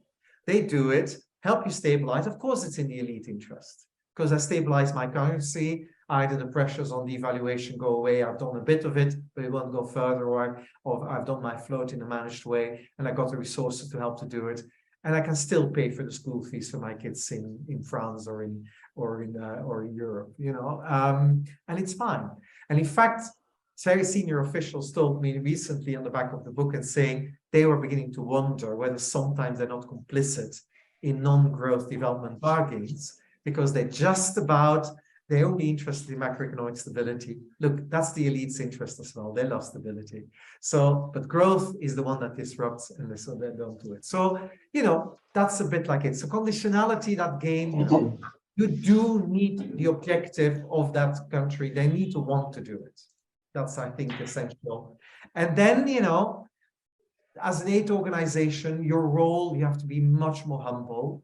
You can try to do a little bit, you know, if Nigeria wants to reform the National Petroleum Corporation, you know, maybe help with that, or central bank improvement, let them help with it. You can do bits and pieces because they're the building blocks of a better development bargain. You can do it, but don't think you can run multi-billion-dollar aid or concessional finance successfully, because you're just giving the elite excuses not to do anything.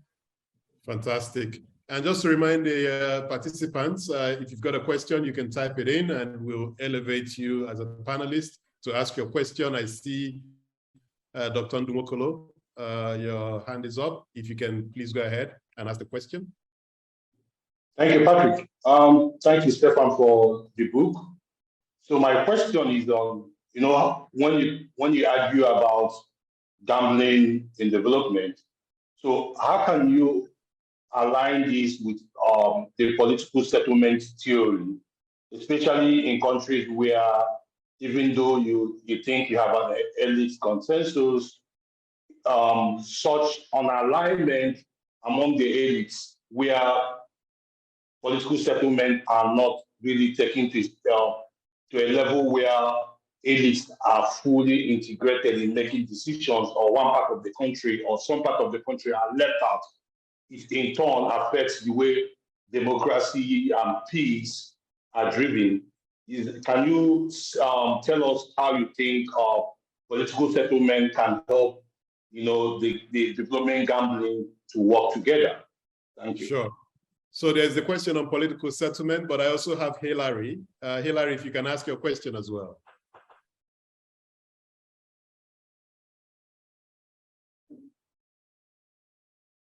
Hilary, you're muted.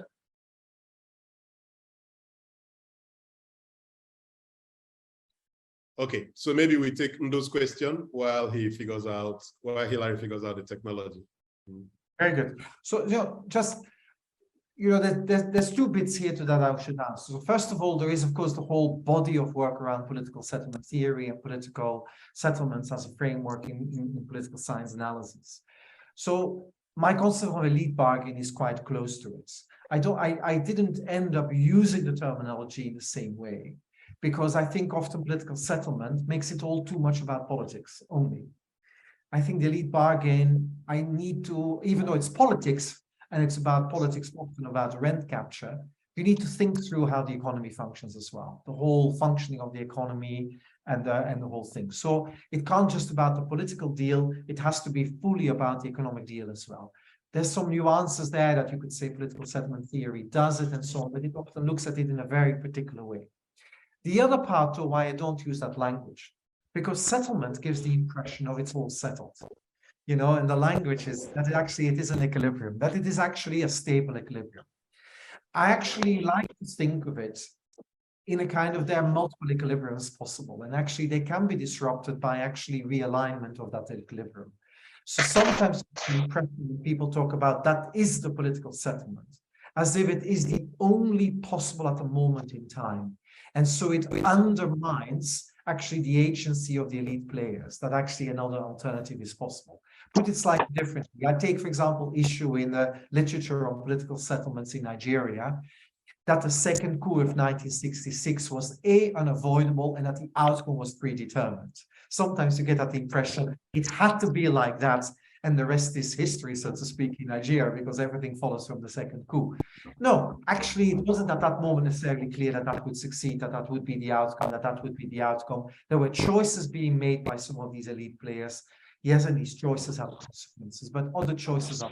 So I just want to bring agency a bit more. But otherwise, actually, there's a lot of similarity here. It is about the underlying political deal that needs to be made, but it is broader than just the political class. It includes also the economic players, including the non-connected business. Their role is also important, and so on. So there is a similarity, but with some nuances. Thank you. And Hilary, if you can hear me. Yeah, good afternoon. Good afternoon. Yeah, my question is this. Are African countries not skewed on a downward spiral gambling trajectory, given the fact that most African countries do not even have economic structure to build upon? That is my own question I would like to ask, because I'm worried that if you look at it, I mean, the economic history wise, a lot of African countries have missed that window upon which they can build on, I mean, a solid footing for their economy. Is it not going to, I mean, is there hope? Won't it continue like that? That is my question. Thank you. Thank you. Thank you very much. And there's Jonas Aja, if you can unmute yourself.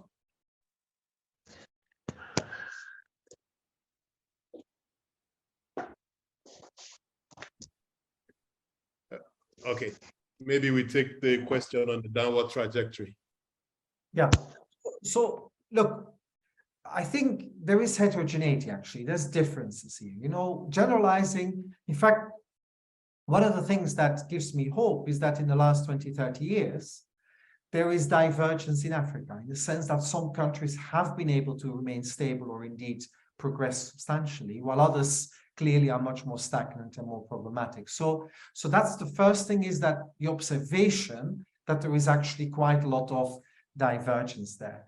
But going further into saying, of course, at the moment, there is serious crisis. Now, that's all over the world, in lots of other places as well, developing countries as well there. But we shouldn't forget that a lot of the takeoff in a lot of places, not least in Asia, happened in the early 1980s. Which was a very similar time of global recession, of interest rates, debt crisis, Africa needed to do structural adjustment. You know, even when I referred to earlier, yes, Mauritius is a tiny place and don't get it. But I am struck that they took advantage of the crisis to do their structural changes and actually literally reformed their economies. In fact, we see that in Bangladesh as well, that these bad moments were used to begin to rethink slowly to some of that progress. So you know, it's not self-evident, but the crisis, for the reasons we had argued maybe also earlier, is that it's often a moment where a realignment in the elite can happen and where there can be a beginning of some change. Can I also finish it on that point as well? The geopolitics, of course, has changed dramatically. But the real interesting thing is, this change in geopolitics will again have some countries taking advantage.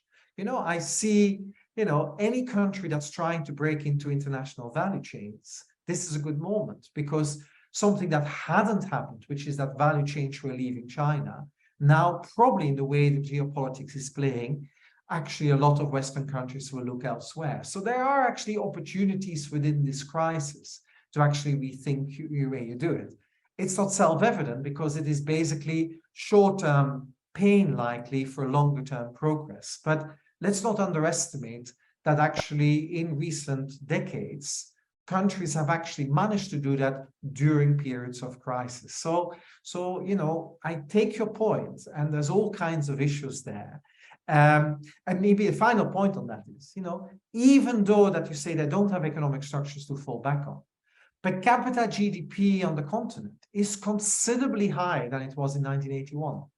So actually, you're hitting this crisis actually with GDP per capita considerably high, which would suggest structures that are slightly different, and there's definitely much more resilience. So actually, you know, I am not a pessimist around it. There will be countries taking advantage. I simply can't name which ones, but it will happen.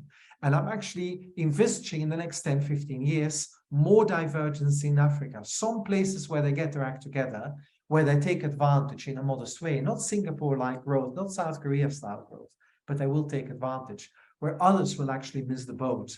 And you'll get much more divergence inside Africa. Excellent, excellent. Well, it's my pleasure to invite Professor Tunji Olota to join this conversation. Professor Olota is the Executive Vice Chairman of the Ibadan School of Government and Public Policy.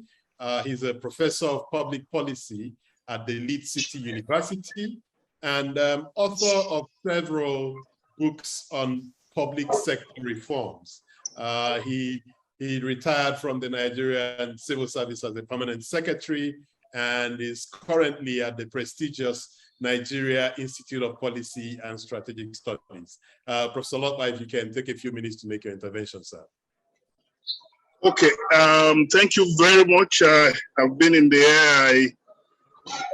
I'm happy to get the last bit of Professor Dakon's.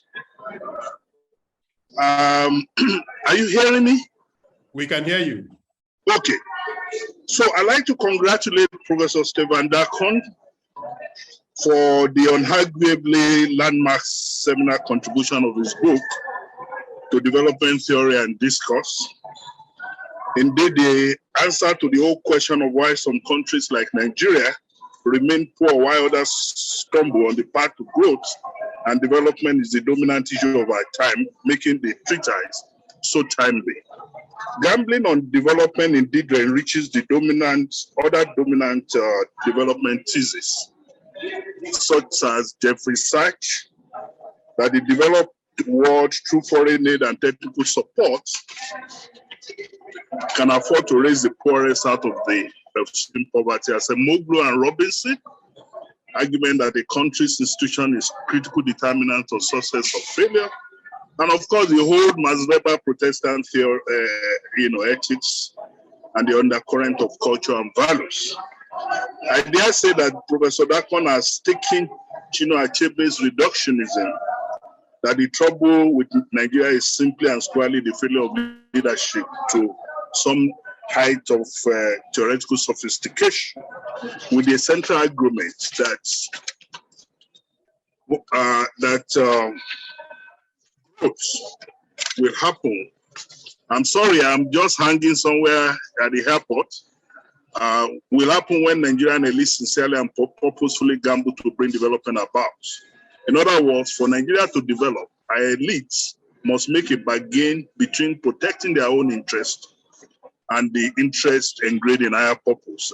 That's economic progress of the country. Now, it's clearly deepened the popular characterization of Nigerian elite regarded as strong in their rhetoric regarding commitment to national progress, but whose action and behavior are driven by objective other than development. Nonetheless, Professor Dakon, like Achebe, is saying that leadership matters and that such leadership will be meaningful if it works to build bridges and forge consensus on the Nigerian project. In other words, what Nigeria needs is a concert of critical mass of elite game changers who, propelled by vision to create a nationalist space, the type that the likes of Lee Kuan Yew created in Singapore and East Asia, and the type that is celebrated in Indonesia and Bangladesh, Botswana, and some Rwanda in Africa. So, what is the strength of Dakon's thesis? That whereas history matters, but Nigeria needs to escape from determinism of such historical causalities as slavery, colonialism, center periphery, structural imperialism, mindset.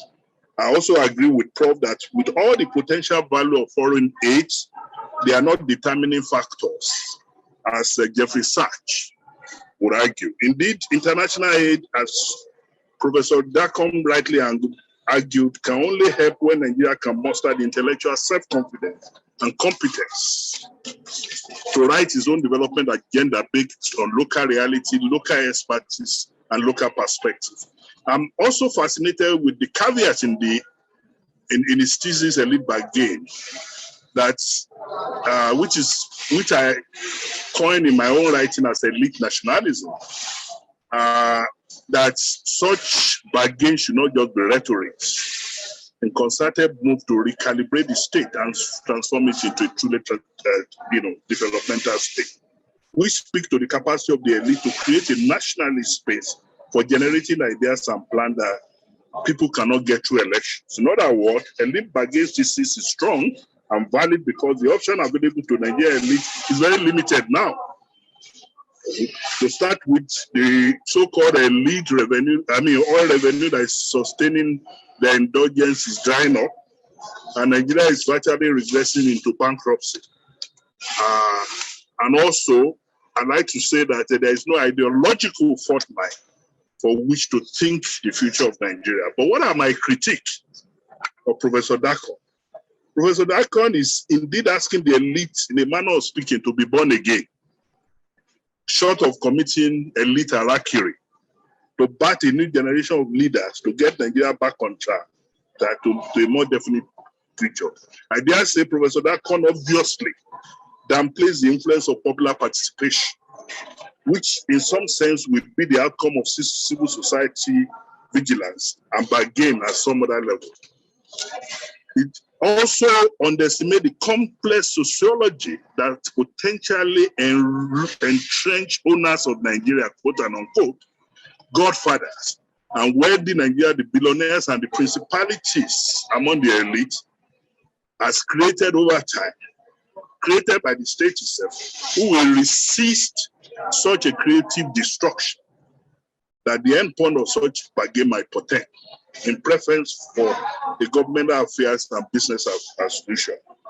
So, if I still have like 2 minutes, I'd like to say Professor Dakon elite bargain would nonetheless make absolute sense if Nigerian elite can take the lesson and engrave the values that propelled their counterpart in East Asia and other high-performing developing worlds. Indeed, their newfound elite nationalism through bargaining must successfully institute leadership by example, one that must shun culture of impunity, which in Nigeria is the status symbol for having arrived, the big man having power with fidelity to constitutional order and the rule of law. We also need ideology and value. The Asian Tiger took advantage of Confucian tradition to discipline their development process and with strong technical rationalism in policy management. Within a national managerial culture and value that thrive on zero tolerance for mediocrity and strong concession in resource management to thrift, savings, frugality, waste management, and zero tolerance for corruption. Besides, they discern clearly that neoliberal approach to economic policy will further lock their countries into unequal international political economic dynamics, which dependencies, within dependency structure. So they chose the development state paradigm. Why not closing up on policy input from external development partners? They subjected received doctrine to deep action and policy research interrogation and embrace those that serve their country best interest. As I conclude, Patrick, while putting much emphasis on democratic principles, we can learn from the Asians. They embrace a bit of the Machiavellian streak, discipline those that will stand in the way of progress. They are ever thinkers and were open and desirous to drive development progress with evidence-based approaches to leadership. They have upgraded their think tanks and the research community in their country. So I will end by saying that we should join in echoing Dakon's thesis in Nigeria is that we need a Nehemiah complex in our elite in Nigeria. When Nehemiah heard about the broken wall of Jerusalem, he broke down and lamented what was then obviously an institutional matter. The wall of Jerusalem was significant to the well-being of the city. It was a serious breach of protection. But then that was not all. He didn't just lament like we are hearing our elites do in Nigeria. He acted. It was only when he puts his act together, gets a compelling team, and moved to rebuild the wall that, So Carl Pearson, in the book, The Transforming Leader, 2012, puts this even better. It said, and I quote, "First, if we want to make significant and long-lasting changes, we must look within before we look without by bringing our inner self." So again, what the federal government is doing, the change begin with me, resonates. Our elites must, begin to, ingrain a new mindset, which will entail cognitive redefinition, initial frame disruption, and personal and relational realignment. And all this require from the change leaders some significant quantum of honesty, integrity, and leadership by example. The whole change begins with me mantra, rebranded and given deeper content and meaning in a national journey to change the mind of the nation through deliverance experience of the leader first, and by dint of example and deep spirituality, propel vision and committed, the nation can be delivered. If I'm hard, that would be my, but I've articulated about 1,700 words article. I'm fearing that I might not be able to intervene. I've asked some of my editors to publish, and I've shared some with Patrick. I hope you'll be able to share with the participants so that they can get the meat of my contribution. I thank you for this opportunity. Thank you, Professor Love. Thank you for everything you've done to juggle delayed flights and everything, and to still find a cubicle in the airport to deliver your intervention. I have shared the newspaper publication in the chat room, and I'm sure we will take time to read and digest it. But really, thank you for joining. And if you still have a few more minutes to be with us, we've got 15 minutes to the end. I'll really crave your indulgence to hang on as we get Professor That's Decker. great. Thank you very much. Thank you. Right. Excellent. So, Prof. Dekan, maybe you've got some reflections on. No. I mean, well, first, enormous thank you, and it's these are very thoughtful and beautifully written comments. I want to just respond in one or two things. You know, there's a lot of agreement here, and it's actually quite interesting and it makes me think as well. And so the first one is that, you know, I think I played a little game with my readers, probably consciously, which is actually playing up the role of the elite and saying not enough about how popular pressure, civil society and so on can act. When I was writing the book, I thought a lot about it. And I got a bit worried about, and also in my professional work and my advisory work, we go too quickly in the belief that civil society can change things. And of course, they have a role to play. But the one thing about the elite is that they have blocking power, because they like the status quo and they can block. So why in the book I pay not enough attention, and you know, there was a comment there, and maybe it was a gentle critique on the book as well. I had another reviewer from Sweden very strongly objecting to my book because I didn't say enough about it, is that my big concern is that we sometimes too easily think that popular pressure can change. You know, in my experience of a lot of work of the kind of interventions, for example, that the UK was supporting in civil society transparency initiatives that actually worked quite well in Ghana, in Kenya, we had virtually no evidence that they ever worked in Nigeria. You know, and someone said, well, actually, because the political class doesn't give a damn. Doesn't have to take this into account. And it comes back to some of the comments Sam makes, is that you need to already somehow have responsive politics to be able to do this. So I totally accept that I overplayed maybe the role of the elite and underplayed how the popular role could be, popular pressure can play a role, because I do think it does, and it is important.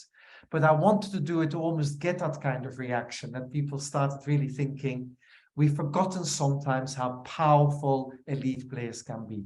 And of course, it links to a second point that I want to quickly pick up from, which is really appreciated, that I underestimate maybe somehow the role of the Godfathers. And in fact, I've since learned a little bit more about actually, and in fact, my visit last week in Nigeria, we had conversations with some of them, and dare I say maybe some of them that were close to some were in the room as well, you know. But I also don't, again, you know, we make them as powerful partly through money, but you have extremely wealthy people, even in countries where a development bargain is acting.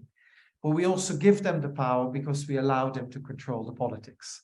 Or at some point is saying it's now my turn because I've paid enough for the others to run. And at some point we'll get, you know, two very big men now being two of the leading candidates in Nigeria.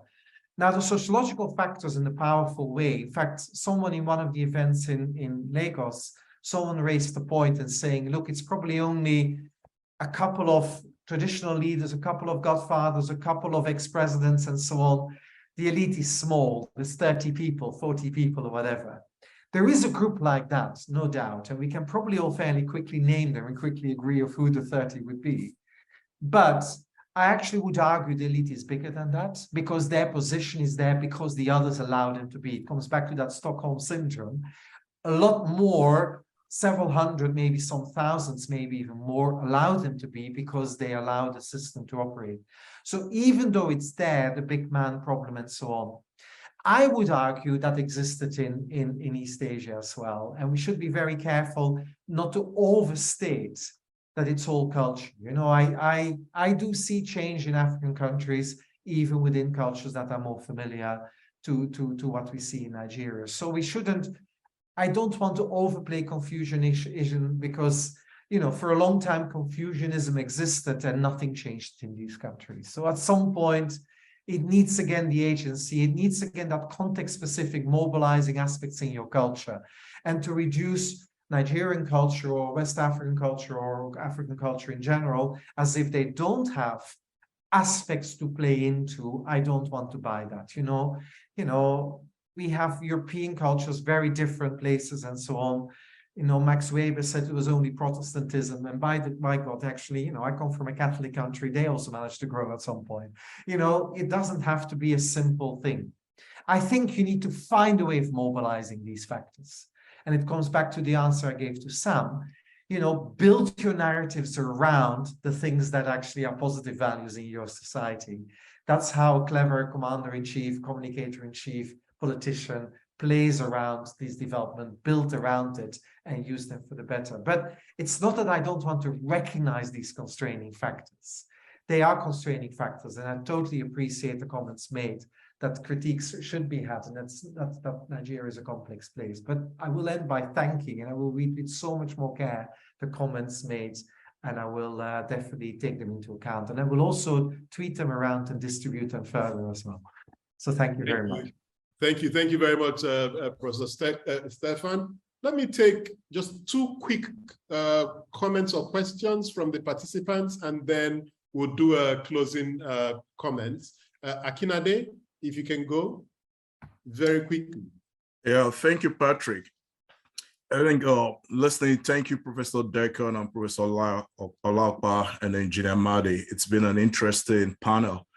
But I think one of the things, as Professor Dekon said, is Nigeria, we put a lot on the elite. And I think for me, personally, I think the elite is a lot much broader subset of people. I think for Nigeria to develop and to get to where we need to go, those of us in the business community need to be more proactive in who the leaders are that we get to rule us.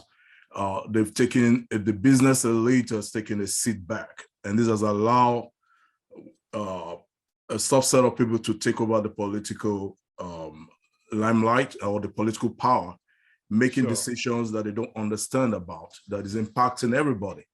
So until the business elite really get tired of the problem of infrastructural deficiency, insecurity, and begin to question those that hold offices, we're not going to get to where we're going. Excellent. And also, just to summarize, also is a lot of the participants are talking about the East Asian, but what people forget was back to the 1950s and 1960s, Western Nigeria was actually ahead of the Asian nations where they were coming to look at the economic development that was going on in our part of the world. What we've lost is we've lost those kind of leaders who have vision, who have understands how the economy works and are able to put things in place. So we need to get back to that place where our leaders not only are after the political power, but they're also interested in the development of the economy and also the security of the state. Fantastic. So the infrastructure is there. We just need to step up and do it. Thank you. Let me pull in Ike Konkwo to make the final comment or question, and then we take the closing remarks. Ike. Hello, everyone. Thank you all. I'll try and be as quick as possible. Just to check, can you hear what I am saying? Yes, we can hear you. Okay, so given that Nigeria also faces environmental degradation, for example, oil spills and gas flaring, and desertification from the north, basically what I'm saying is that there are other challenges that are I wouldn't call them human, but that are applying pressure. How does that play into the concept of the political elite gaining consensus? Does this not cause pressure to pry them apart rather than get them to that consensus that we all desire? And quickly following that, do any of the other countries we've referenced as reasonably successful, did any of them face this environmental/human problem simultaneously? And if so, are there lessons that we can learn from those? Thank you. Fantastic question. Fantastic. Thank you so much. I don't know how we do this. Maybe ask Professor Dekon to respond very quickly. We take some closing remarks from Sam and Professor Lotta, and then come back to you to make your final one. Right. So look, I'm very quickly, and I will quickly comment on it. So the first point on what Akinade was actually mentioning, so I totally agree. You have in Nigeria, as in a lot of countries, you have often a small business elite that makes a lot of money from the connections to the political class. You have another business elite that makes a lot of money from ignoring the game and behaving as if nothing is happening, because they can build it up. both of them play a big responsibility, and especially the latter has fallen asleep, it feels, behind the wheel, because they benefit a lot from that kind of other elite, even though their behaviors has nothing to do with them. So I totally agree that the business elite needs to be acting. The second point on the East Asia thing and Nigeria being stronger at some point, the one thing I want to say is that I want to underplay as relevant for Nigeria, East Asian countries. These were unique circumstances, both in the global economy. These were states with well-defined pre-colonial boundaries that had looked in a particular way, states with a particular history that took advantage of something at a particular moment in time. I think countries that now need to take off can learn much more from the Bangladeshis of the world, from from different states in India, from even Uzbekistan, and indeed also look around in Africa, very different ways that Rwanda, Ethiopia, the Ghanas, and a few others, Senegal maybe, are doing the things. You don't ask yourself too much, getting Singapore growth to getting Lee Kuan Yew in Nigeria, that's probably overreaching. You don't need to try to do it. You just need to do better. 2-3% more growth that is not based on oil. I would actually be happy. Development indicators that move in the right direction, that would be progress. The final one, whether other countries have faced this environmental climate kind of damage. Yes, of course. Why did Henry Kissinger call Bangladesh a basket case in 1981 and nothing would come from it? Well, actually, it already started to change. It was because of a history of flooding and climate-affected crisis, combined with massive population growth. That's not very different from what we could have a narrative about Nigeria, about environmental damage in the north with huge population growth. Actually, that was the kind of context where Bangladesh started changing the whole thing. Ethiopia is known for massive droughts and environmental crisis. So actually, it's a similar thing. It needs the same type of mindset of wanting to progress and to develop and to build your resilience through economic progress that actually is needed, whether there is these crises or not. Because in the end, this is a collective action problem. These environmental, the oil spills, all these things are collective action problems. It needs that same kind of collective behavior. Let me stop there. Thank you. Thank you very much, Professor Olokpa. Thank you very much. My last take is that even for the viability of the elite bargain across the ethno-linguistic divide, Nigeria actually needs a change space model, which I think compels that we rethink our federalism. There is too much wastage on massive 36+1 bureaucracy that is adding nothing to progress. And so we need to actually embark on significant governance reform that will actually create a space for even a leader to perform. The second thing is that, like I said before, the elites have very little option. NSAS signals the potential for Arab Springs in Nigeria. So there is a need for the elites in Nigeria to wear their thinking cap and really tread the viability path before the keg of gunpowder blows up. The last is that, I don't know, lately I started thinking that with the deepening poverty, with rudderlessness, misgovernance, and the extent to which we are playing politics with the destiny of this nation, I still think a military coup that might unleash a running option. We don't pray for it, but certainly makes those quote and unquote the owners of Nigeria to really think a future that is viable and that can really put Nigeria where the place of its destiny. Thank you. Thank you. Thank you very much, Prof. Again, thank you for all the effort you made, despite all the challenges, to join us on this. Dr. Sam, final comments?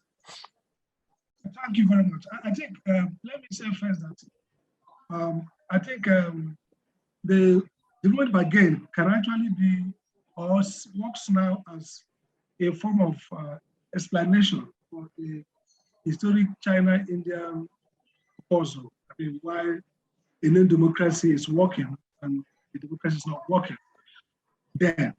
An argument that Amata and others try to provide in terms of why democracy is inherently and fundamentally violent. But what I get from this is that, look,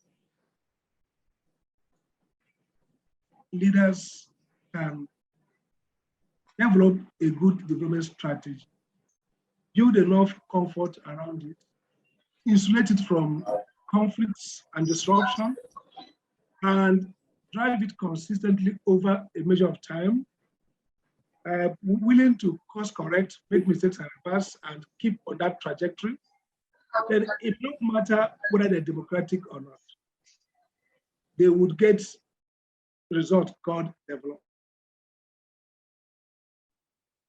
I think he gives us a low LCM, low common multiple, basically saying it don't need to be a 20% or 10% GDP growth for 10 years, a decade like China or Korea. You actually have a development bargain that enables you, like I said, have a few, become an import-oriented country, increase their exports rather, improves their GDP out of oil, and then increase livelihood. So I think the big thing about this is that all societies at different points can actually enter. Now, the other issue around civil society, it seems to me also that development is more of a pragmatic prudential engagement, a strategy based on awareness of your circumstance. A country with poverty, high rates, a country that is more authoritarian in norm, might find it difficult to have a bottom-up development. It might actually be more top-down. So the elites have some consensus and they can move this country forward. So yes, whereas we welcome civil society as a component,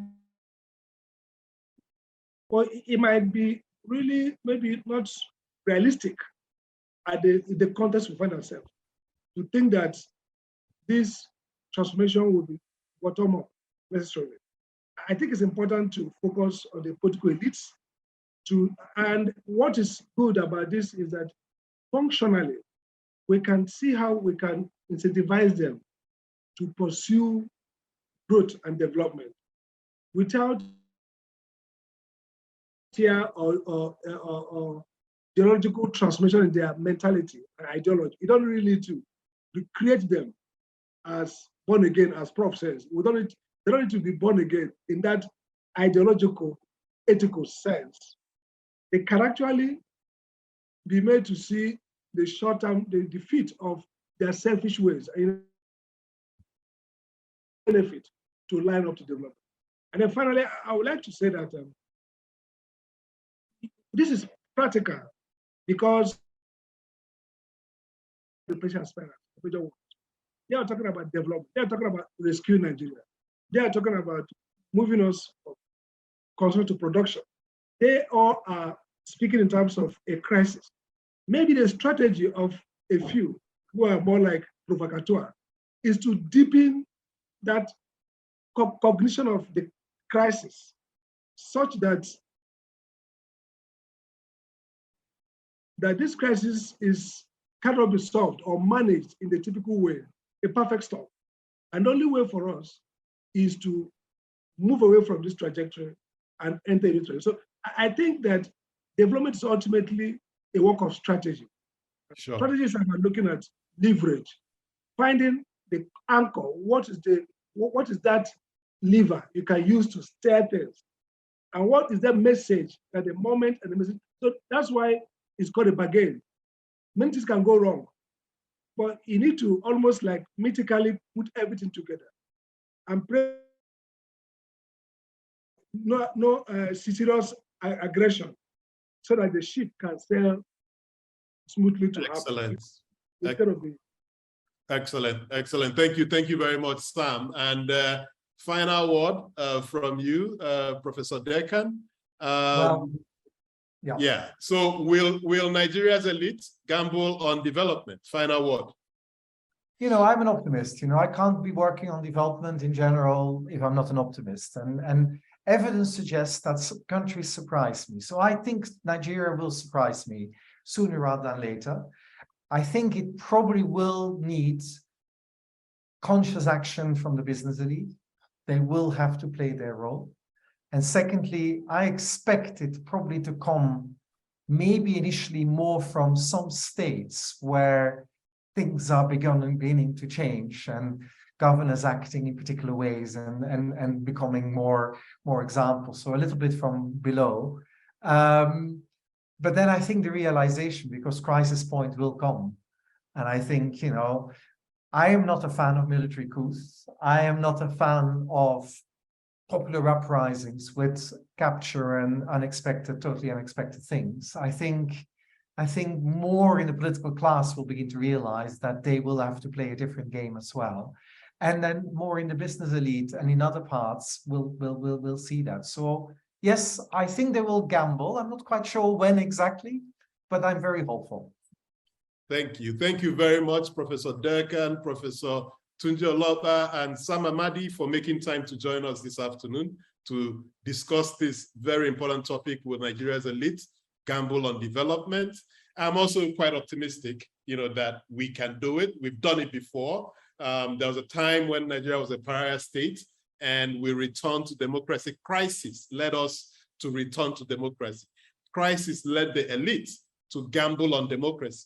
And within 4 years, within 8 years, we saw massive growth in our GDP.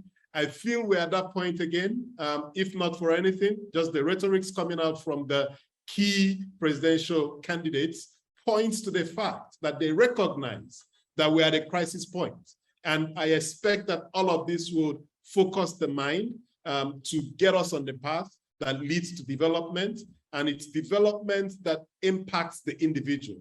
And on that note, I thank you very much for joining us today on this development discourse, and we look forward to doing it again. Thank you very much.